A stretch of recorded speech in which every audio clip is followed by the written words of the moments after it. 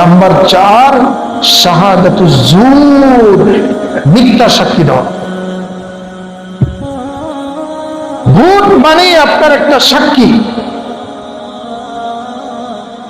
আপনি যাকে ভোট দিচ্ছেন তার মানে আপনি সাক্ষী দিচ্ছেন যে এই লোকটা দেশের জন্য, এই লোকটা দেশের সার্বভৌমত্ব রক্ষার জন্য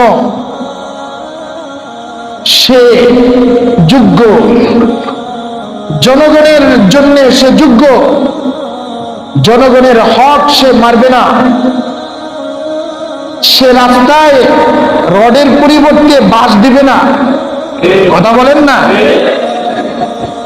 1 কোটি টাকার রাস্তার টেন্ডার পেয়ে টেন্ডারবাজি করে 10 লক্ষ টাকা দিয়ে কাজ করে 90 লক্ষ টাকা পকেটে ঢুকাবে না।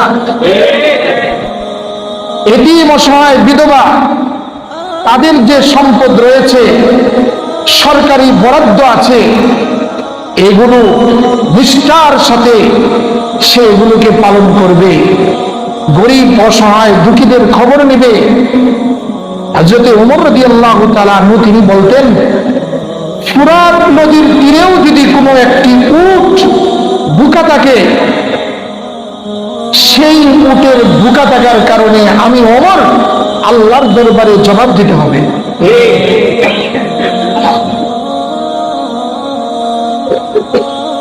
তোমার ভোট, এটা তোমার সাক্ষ্য, তুমি যথাস্থানে রাখো।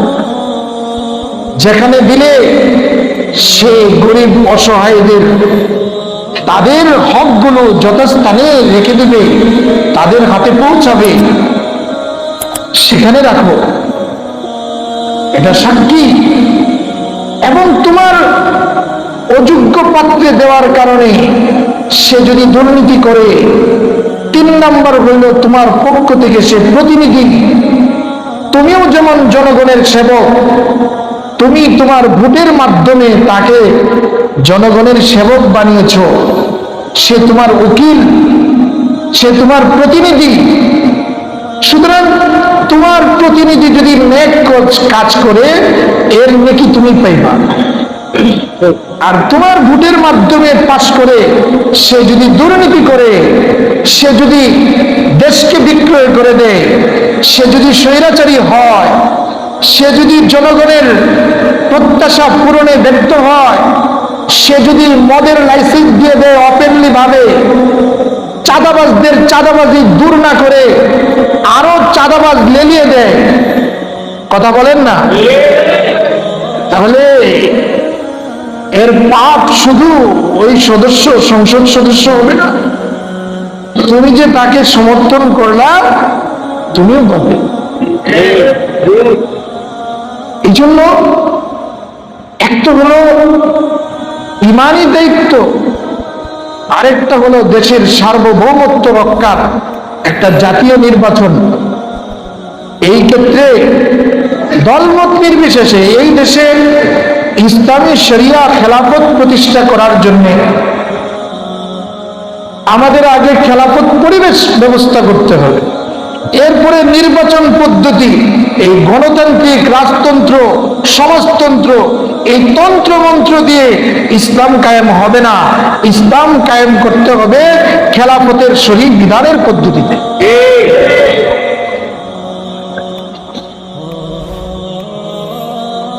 নবীজি সাল্লাল্লাহু আলাইহি ওয়াসাল্লামের কাছে নবীজির জমানায় একটা বিচার আসলো।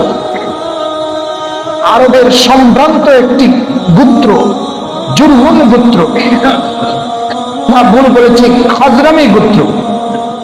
এই খাজরামি গোত্র থেকে একটা চুরির ঘটনা ঘটলো।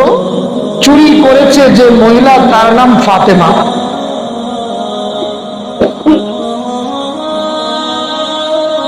রাসূলুল্লাহ সাল্লাল্লাহু আলাইহি ওয়াসাল্লামের কাছে এই বিচার কে নিয়ে যাবে? মহিলাটা সম্ভ্রান্ত পরিবারের, কিন্তু ঘটনা ঘটেছে অন্যায়, চুরি করেছে। আর চুরির শরীয়তের বিধান হলো হাত কেটে দেওয়া। এখন এমন একজন সাহাবীর সুপারিশের দরকার যে সাহাবীকে আল্লাহর হাবিব সাল্লাল্লাহু আলাইহি ওয়াসাল্লাম তিনি ভালোবাসেন, এমন একজন সাহাবীর দরকার। তো ওনারা পরামর্শ দিলেন হযরতে উসামা ইবনে যায়েদ, যে নাকি নবীজি সাল্লাল্লাহু আলাইহি ওয়াসাল্লামের নাতি ছিল, পালক পুত্র ছিল যায়েদ, ওনার ছেলে উসামা। হিব্বু রাসূলিল্লাহ সাল্লাল্লাহু আলাইহি ওয়াসাল্লাম, হযরত উসামাকে বলা হইতো হিব্বু রাসূলিল্লাহ সাল্লাল্লাহু আলাইহি ওয়াসাল্লাম, রাসূলের অন্তরঙ্গ ব্যক্তিত্ব, প্রাণের মানুষ।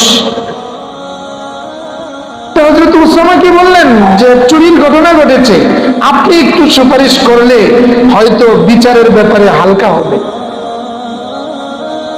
রাসূল পাক সাল্লাল্লাহু আলাইহি ওয়াসাল্লাম এর কাছে হযরত উসামা রাদিয়াল্লাহু তাআলা আনহু যখন বিচার নিয়ে গেলেন, তখন নবীজি সাল্লাল্লাহু আলাইহি সাল্লাম বললেন, উসামা,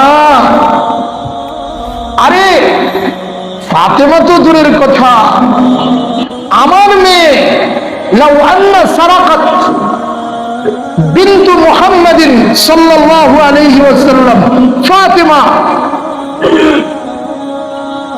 যদি আমি নবী মুহাম্মদ সাল্লাল্লাহু আলাইহি সাল্লামের কন্যা হযরতে ফাতেমা সেও যদি চুরি করত, তাহলে আমি তার হাত কেটে দিতাম। তুমি এসেছো সুপারিশ করতে। ইসলাম পূর্ণাঙ্গ জীবন ব্যবস্থা। ইসলামে কোনো আত্মীয়তার সম্পর্ককে দেখে না, ইসলাম কোনো দলকে দেখে না, ইসলাম কোনো সংখ্যা গরিষ্ঠকে দেখে না। ইসলাম 1450 বছর আগে যা ছিল আছে, কিয়ামত পর্যন্ত থাকবে। এই জন্য মহতারাম, সামনে রমজান, আবার সামনে বৃহস্পতিবার আমাদের একটা জাতীয় নির্বাচন। এটা ভোট, একদিকে সাক্ষী, একদিকে আমানত, একদিকে আপনার এটা ওকিল বানানো, এটা ইমানি দায়িত্ব। ভোটকে নষ্ট করা যাবে না, আপনি দিবেন না, না। আপনি দেখেন যে সমাজের মধ্যে যে এই দায়িত্বগুলো পালন করতে পারবে, জনগণের উপকারে আসবে, ইসলামের কোনো ক্ষতি করবে না, এমন ব্যক্তিকে আপনি সমর্থন করেন। আর যদি দেখেন যে না, এই ধরনের কোনো লোক নেই, সবাই দুর্নীতিগ্রস্ত, তারপরেও তুলনামূলক কিছু ভালো আছে না? কথা বলেন না কেন? আপনি আপনার বিবেককে প্রশ্ন করে তুলনামূলক যে ভালো, তুলনামূলক যে খারাপ কাজ করে কম করে, ওই লোকটাকে কমপক্ষে সমাজে আপনি প্রতিনিধি বানান, তবুও তো সমাজে কিছুটা হলেও দুর্নীতি মুক্ত হবে, সমাজে চাঁদাবাজ কমবে, রাষ্ট্রের সার্বভৌমত্ব রক্ষা পাবে। ভারত আর আমেরিকা এদের চোখরাঙ্গানি, এদের দালালিতে, এদের দালালির খপ্পরে আমরা পড়তে রাজি না।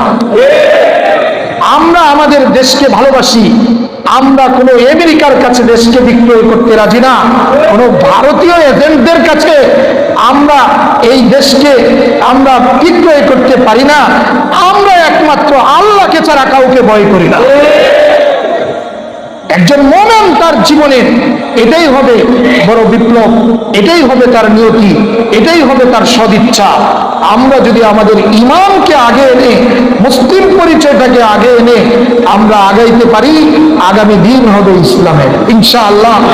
খেলাফত একদিন প্রতিষ্ঠা হবে। ইমাম মাহদী আলাইহিস সালাম যখন আসবে, তখন তো হবেই সারা পৃথিবীতে শুধু ইসলামের কালিমার পতাকাই উড্ডীন হবে ইনশাআল্লাহ। আল্লাহ পাক আমাদেরকে বুঝার